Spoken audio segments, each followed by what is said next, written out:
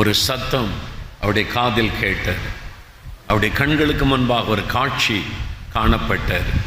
பிரகாசமான ஒரு வெளிச்சத்தை பார்த்தாங்க. என்னுடைய கண் முன்னால ஒரு வெளிச்சம் தெரிகிறதே என்றதை உற்று கவனித்த போது அந்த பிரகாசமான வெளிச்சத்துக்கு நடுவில் ஒரு சிலுவை ஒன்று காணப்பட்டது. அதிலிருந்து ஒரு சத்தம் ஒன்று வந்தது. என்னிடத்தில் வா, உன் குழந்தை நான் குணமாக்குவேன். Come unto me, I will heal your child. நீ என்னிடத்தில் வா, உன் குழந்தை நான் குணமாக்குவேன்.